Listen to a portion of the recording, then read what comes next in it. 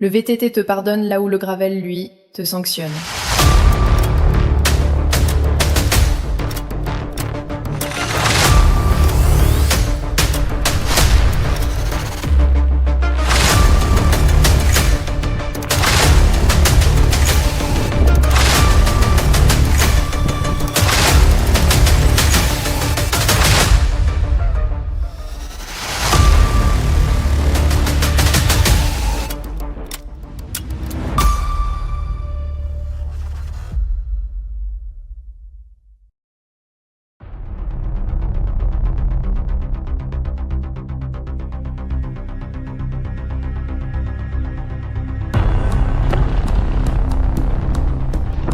Une mission.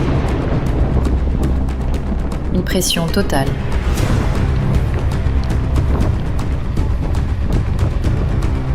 Va-t-il réussir son défi ? Sera-t-il à la hauteur de ce qu'on attend de lui ? A-t-il assez cru en lui, assez poussé son corps, assez préparé son mental ? Parviendra-t-il à convaincre la grande direction ou échouera-t-il sous leurs yeux ? Sur ce terrain, il n'y a pas de seconde chance. Chaque montée, chaque virage, chaque coup de pédale compte. Entre la fatigue, la peur et la fierté, jusqu'où ira-t-il ? Une chose est sûre, ce n'est plus seulement une course, c'est un combat, le sien.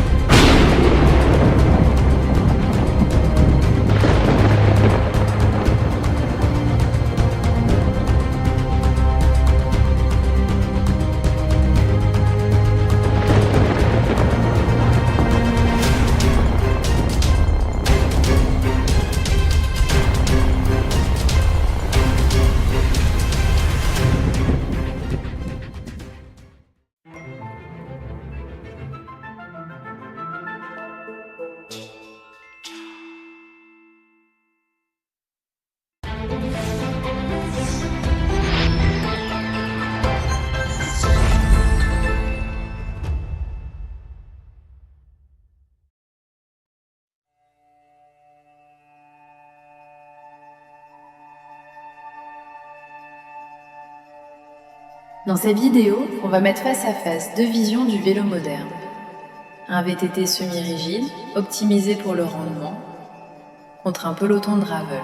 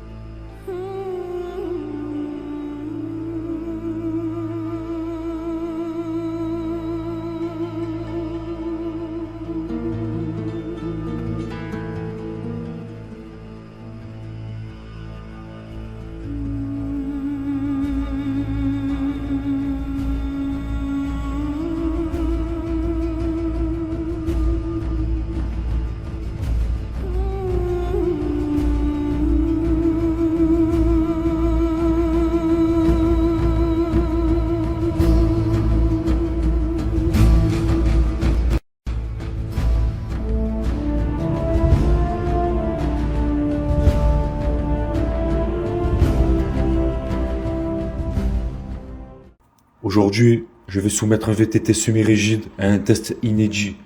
L'affronter au terrain de prédilection des gravels.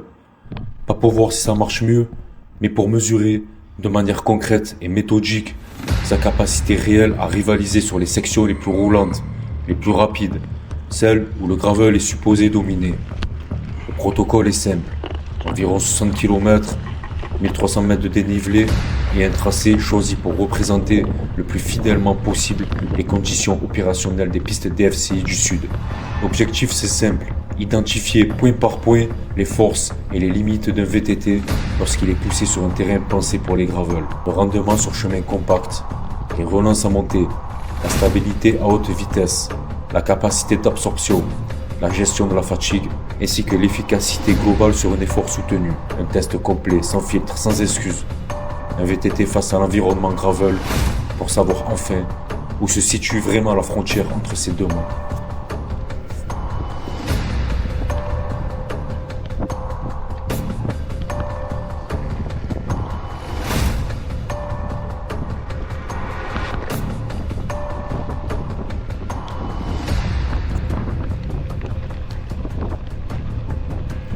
La course s'élance et les 4 premiers kilomètres sont entièrement plats. Pour moi, c'est un moment crucial. Je dois rouler intelligemment. Avec un VTT semi-rigide, ma position n'est pas aussi aérodynamique que celle des gravels. À haute vitesse, sur un terrain roulant comme celui-là, je suis clairement désavantagé. Alors je dois compenser autrement. Je me place dans les roues, j'optimise chaque mouvement. Je cherche l'aspiration au moindre instant.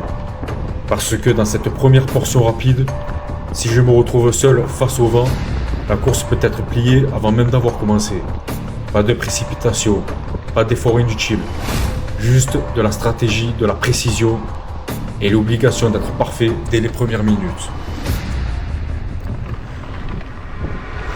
Et comme j'ai aucune expérience en course gravel, j'ai toujours cette peur de trop coller à la roue. La peur de ne pas voir venir une chute, un trou caché, un caillou qui remonte. Alors, je laisse passer les gravels. Je me place derrière, à distance raisonnable, mais jamais totalement décroché. Parce que je le sais, une fois que la fatigue va monter sur leur cadre rigide, une fois que les vibrations vont commencer à taper sur leurs bras, dans leur dos, dans les jambes, moi, je reviendrai. C'est sur ce terrain-là que le VTT semi-rigide s'exprime. Sur ces premiers kilomètres de plat, tout est simple. Je suis facile, je ne force pas. Le cœur reste bas, le souffle est calme, le vélo avance tout seul. Sur cette portion, le terrain reste globalement roulant, mais on voit qu'il y a des petites irrégularités, des cassures, des vibrations qui s'accumulent. C'est pour ça que je débloque la fourche. Même si ça reste rapide, garder la fourche verrouillée m'exposerait à toutes les secousses. Et à la longue, ça fatigue énormément. Les bras, les épaules et même le haut du dos. En débloquant ma fourche, elle absorbe les chocs. Je reste plus fluide, je garde ma vitesse sans me cramer inutilement. Et ça me permet d'être plus efficace sur la suite du parcours. Et surtout, ne vous faites pas berner par toutes ces vidéos YouTube qu'on voit passer. Les mecs, ils te font des tests sur quelques kilomètres, plein de capteurs, plein de watts, plein de chiffres. Et après, ils concluent la différence entre certains vélos. Ça, c'est de la théorie. Nous, on sait très bien que la réalité de terrain, ça n'a rien à voir. Les racines, les cailloux, le sable, les descentes piégeuses, le portage, les relances. Aucun capteur au monde peut simuler ça. Et surtout, pas une vidéo filmée sur quelques kilomètres. Une vraie course, un vrai terrain varié, sur environ une 50aine de kilomètres. C'est là que se fait la différence. Et c'est précisément ce qu'on va leur prouver. Sur les premiers kilomètres, on voit quelque chose de très simple. Le VTT roule exactement à la même allure que les gravels. Les cyclistes sont frais, ils ne sont pas encore fatigués, et pourtant, même sur leur propre terrain, les sections roulantes, les chemins rapides, le gravel ne fait aucune différence. Le semi-rigide reste collé au peloton, sans perdre un mètre. Normalement, sur ce type de surface, le gravel devrait s'envoler. Mais non. Même avec des jambes fraîches, même sans que la difficulté ou la fatigue n'aient encore joué leur rôle, le gravel ne creuse rien. Et ça, c'est un premier signal important. Techniquement, un bon VTT semi-rigide reste parfaitement capable de suivre un groupe de gravel dans les premiers secteurs rapides. Là, sur les images, on voit les gravels avancer. Et à première vue, ça a l'air fluide. Mais regardez bien. Chaque petite irrégularité, chaque vibration, chaque microchoc remonte directement dans le corps. Ce sont des choses que le capteur ne mesure pas. Un gravel sur le papier, c'est ultra efficace. Mais sur ces pistes-là, chaque petit impact s'accumule. Rien de spectaculaire à première vue. Juste une fatigue insidieuse qui s'installe, mètre après mètre, kilomètre après kilomètre. Et moi, je connais ces chemins. Je sais exactement à quel moment ces vibrations deviennent un vrai handicap. Alors j'attends que la fatigue s'installe dans leurs cuisses, dans leurs bras, dans leur concentration. Et c'est là que le VTT semi-rigide commencera à parler, au fur et à mesure des kilomètres. C'est là que la différence se fera.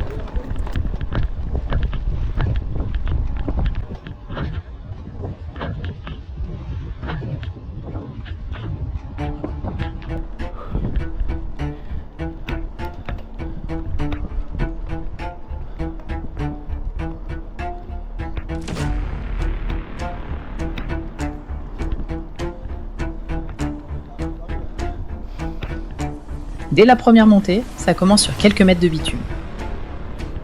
Et là, sur le papier, le gravel est censé avoir un énorme avantage. Plus léger, plus roulant, plus rigide.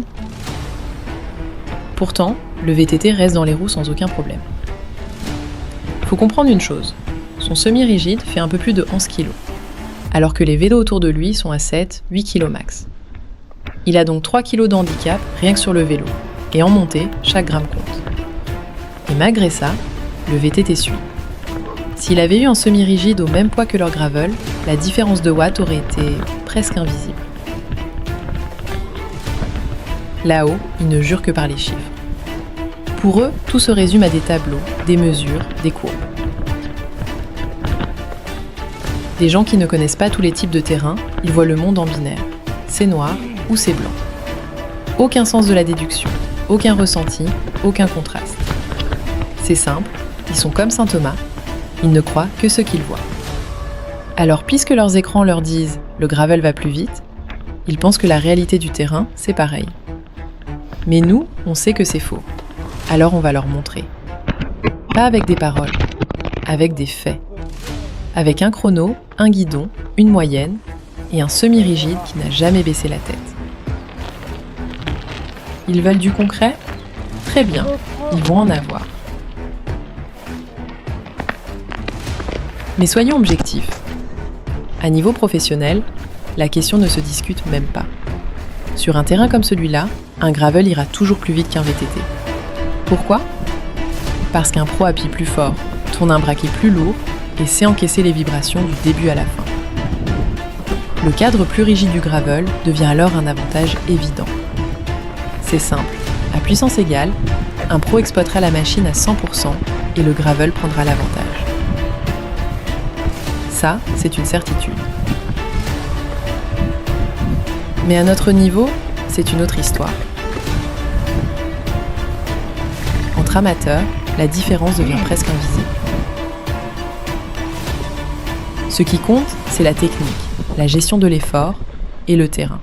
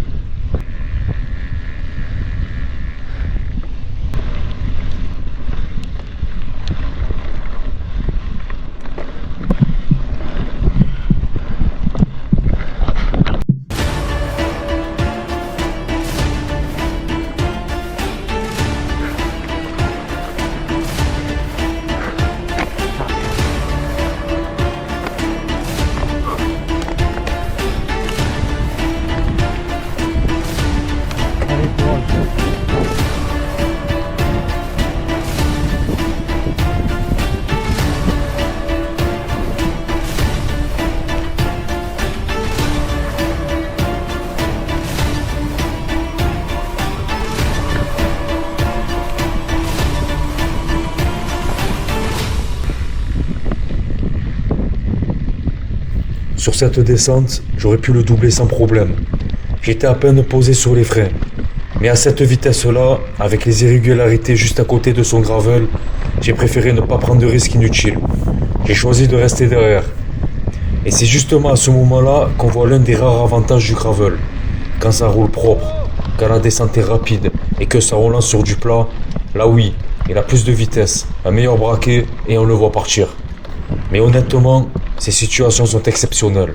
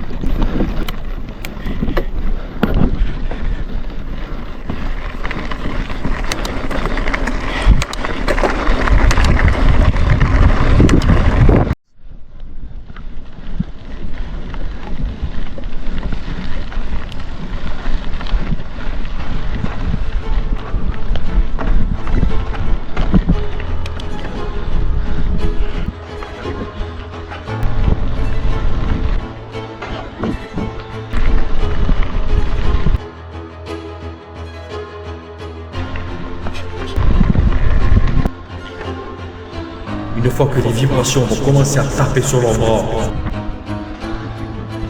dans leur dos, dans les jambes, moi, je reviendrai. Ils veulent du concret? Très bien. Ils vont en avoir. C'est sur ce terrain-là que le VTT semi-rigide s'exprime.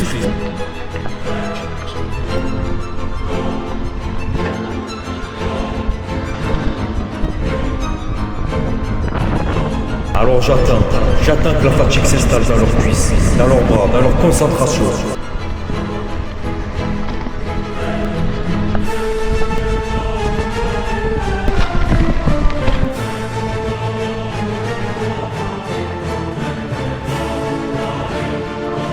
À ce moment du parcours, on est déjà bien avancé dans la course. Les organismes sont entamés, les réserves diminuent et les différences de rendement commencent à se voir. On peut apercevoir ces gravels qui sur le papier devraient être avantagés ici. Terrain roulant, portion de bitume, descente rapide, c'est leur point fort. Mais la réalité d'une course longue, c'est qu'il faut encore avoir les jambes pour exploiter le gravel. Et là, on le voit très clairement, ils moulinent. Leur cadence est haute, mais ils n'arrivent plus à emmener le gros braquet. À ce stade, le gravel ne peut plus donner son plein potentiel. Parce que pour tirer parti de la rigidité et de la géométrie route, il faut de la puissance, du jus, de la fraîcheur. De mon côté, même si je suis sur un VTT semi-rigide, j'ai une position plus compacte, plus stable, une transmission plus courte. Et ça me permet d'être encore explosif dans les relances, même fatigué. Le résultat, c'est que je reviens sur eux, je les double et eux n'arrivent ni à accélérer, ni à s'extirper. C'est pas une question de matériel magique, c'est juste qu'en deuxième partie de course, quand tout le monde est entamé, le VTT pardonne plus, relance mieux et permet de maintenir une vitesse stable. Même sur les portions où le gravel est censé dominer.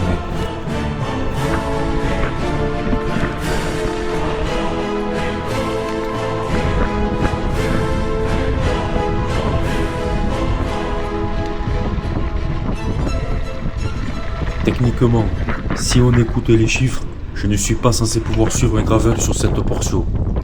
Une légère descente bitumée, un gravel bien lancé, un gros braquet. Normalement, il doit me décrocher sans même forcer. C'est ce que disent les tableaux, les rapports, la théorie. Mais la théorie, c'est une chose. Le terrain, c'en est une autre. On est déjà loin dans la course. Les kilomètres ont usé les organismes. Les jambes sont lourdes. Le coup de pédale est moins propre, moins vif. Et lui, on le voit, il mouline. Mais il n'arrive plus à développer toute la puissance du gravel. Résultat, malgré mon VTT, malgré ma position moins aérodynamique, en roulant intelligemment, en me calant dans son aspiration, j'arrive à suivre son gros braquet. À ce stade de la course, on attaque encore des portions roulantes mais piégeuses. Le sol paraît lisse de loin, mais en réalité, c'est plein de petites irrégularités, de cailloux, de vibrations constantes. On peut le voir sur la vidéo. Et ça, sur un cadre rigide, ça pique. On le voit, les gravels commencent à s'affaisser, les épaules s'enroulent, les mains cherchent du confort sur le centre. La fatigue s'installe. Toute cette micro-vibration cumulée depuis des dizaines de kilomètres finit par taper dans le corps. De mon côté, même la fourche bloquée, mon VTT filtre naturellement les à-coups. Je reste plus stable, moins secoué. Mon énergie est mieux préservée. Plus le terrain est irrégulier, plus l'avantage du semi-rigide ressort. Je peux garder une bonne vitesse sans me crisper, sans subir. Eux doivent constamment absorber les chocs, gérer la rigidité du cadre, et ça se voit dans leur gestuelle. Ils deviennent moins explosifs, moins vifs qu'au départ. Pendant que certains commencent à perdre leur efficacité, moi je reste frais, posé, lucide, comme au départ. Et dans une course longue, on sait tous que ça fait la différence.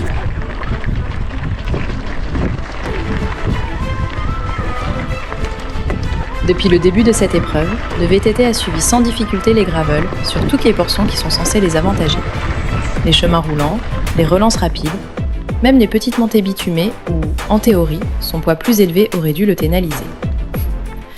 Mais en pratique, rien de tout ça ne s'est produit. À un moment de la course, le VTT dépasse plusieurs gravels sur leur propre terrain, sur une section totalement roulante où ils sont censés exceller. La vérité, c'est qu'à ce stade-là, la fatigue commence à peser sur eux. Cadence trop élevée, braquet devenu difficile à exploiter, manque de punch. Pendant ce temps, en gérant son effort, en utilisant intelligemment l'aspiration, le VTT suit et parfois dépasse. Nous arrivons maintenant sur une portion plus serrée, un single un peu sinueux. Ce n'est pas du pur cross-country, mais c'est clairement un terrain un peu plus favorable au VTT. Irrégularité, virage serré, petites vibrations constantes. Et là, ce qui était prévisible arrive. Sur ces zones où le VTT doit logiquement reprendre l'avantage, le gravel ne suit plus du tout. Alors que le VTT a réussi à tenir la cadence sur toutes les portions gravel, même les plus roulantes, le gravel, lui, n'arrive plus à suivre dès que le terrain se resserre. Le VTT suit le gravel, parfois le dépasse, mais l'inverse ne se produit pas. Sur les portions typées VTT, le gravel décroche. Et ça, c'est la preuve la plus objective de toute cette expérience. Le VTT semi-rigide peut aller très loin, même sur des parcours considérés comme faits pour les gravels.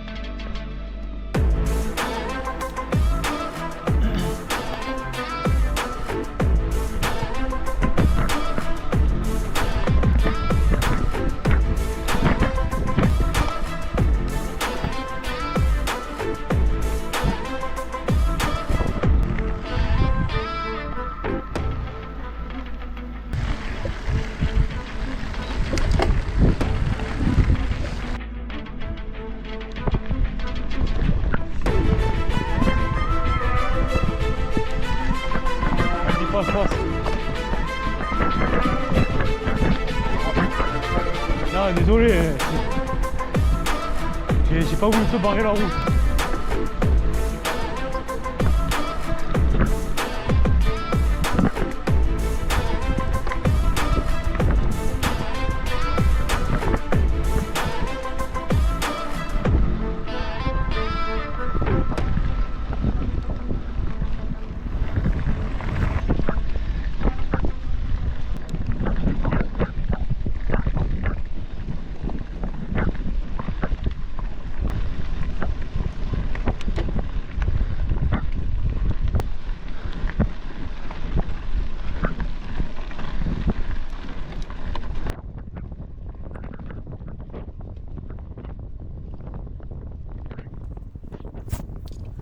Sur cette longue portion plate, entièrement bitumée, on se retrouve parfois à 2, 3, même 4. Normalement, sur ce genre de terrain, je ne peux pas suivre plus de 2 secondes un gravel bien emmené. Un gravel en pleine forme, avec un gros braquet, un pilote encore frais, normalement il m'allume, il part devant et je ne revois plus sa roue arrière. Mais là, la théorie, elle ne compte plus vraiment, parce qu'à ce moment du parcours, la fatigue est partout. Les kilomètres accumulés, les relances, les cailloux, les bosses, tout ça, ça casse les jambes, surtout sur un gravel. Et ce que je vois devant moi le prouve. Les mecs moulinent beaucoup trop, ils ont de plus en plus de mal à exploiter leur gros braquet. Ils n'arrivent plus à faire parler la machine à 100%. Leur efficacité s'effondre, il manque de jus, il manque de vivacité. Donc sur ce long plat goudronné, leur terrain favori, ils n'arrivent pas à me décrocher. Techniquement sur le papier avec un semi-rigide, je devrais perdre.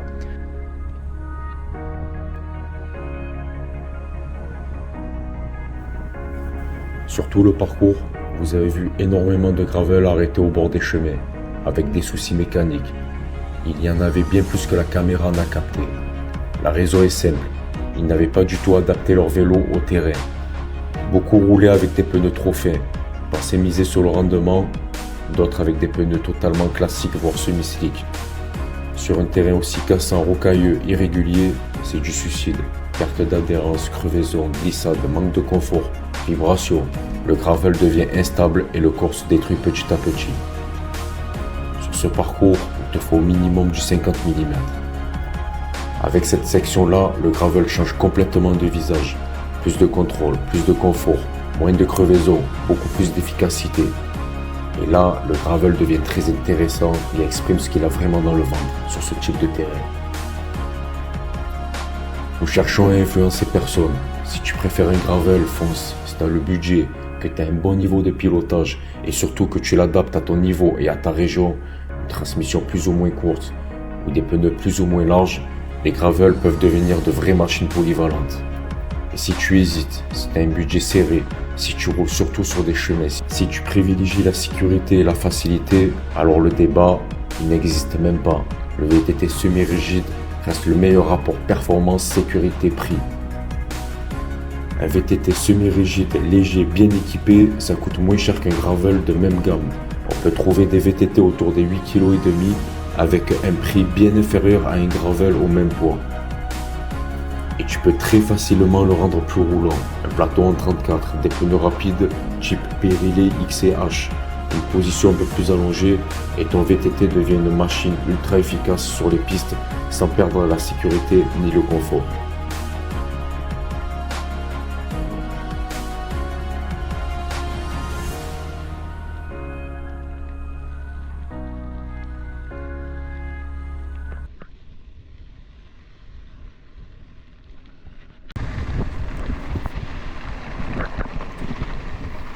À la fin de cette aventure, les chiffres parlent d'eux-mêmes. Sur 65 km, 1300 mètres de dénivelé, en VTT semi-rigide, je termine avec une moyenne de 23,5 km/h. C'est une moyenne énorme, surtout sur ce type de terrain, un terrain pensé pour les gravels. Le premier, lui, finit à 28,6 km/h. À ce niveau-là, VTT au gravel, ça ne change plus rien. Ce n'est pas le vélo, c'est le cycliste. Et ce que je veux montrer dans cette vidéo, c'est qu'avec un VTT semi-rigide, il peut tenir la cadence d'un peloton gravel. Et il peut dominer là où il est censé ne pas dominer. Et surtout, le choix du vélo dépend du terrain, du niveau et de l'usage, pas de la mode. Alors, si on regarde froidement les chiffres, ma moyenne me place autour de la 75e place sur 387 gravel. Sur une course dédiée au gravel. J'avais pas de dossard, j'étais pas entraîné. J'avais un VTT semi-rigide, entrée de gamme, lourd, avec les mains sur les freins en descente. Et pourtant, le semi-rigide se glisse dans le haut du classement. Alors imagine une seule seconde, si j'étais préparé, si j'avais un VTT haut de gamme. Pour parler de ce que c'est le gravel ou le VTT, déjà il faut les jambes, les watts et l'expérience du terrain qui va avec. Bon les gars, j'espère que cette vidéo vous a plu. J'espère qu'elle vous a appris aussi certaines choses. C'est juste un point de vue, c'est juste un plaisir. Et surtout là, le soir à retenir, c'est que le plus important, c'est de prendre du plaisir. et de bien choisir sa machine en fonction de sa région, de son niveau et tout ce qui va avec. Parce que de nos jours, la frontière entre gravel et VTT n'existe même plus. Entre les gravels tout suspendus, des VTT rigides, on s'en fout. Que ça soit cintre courbé, cintre plat, double plateau, monoplateau, n'oubliez pas, le plus important, c'est d'adapter la machine selon son plaisir, son niveau et sa région. Sur ce, on va clôturer l'année sur cette vidéo. On se retrouvera l'année prochaine pour des nouvelles aventures. Donc n'oubliez pas d'aimer la vidéo, de liker, de vous abonner. Et je vous souhaite de bonnes fêtes en famille, une belle année aussi, de belles résolutions.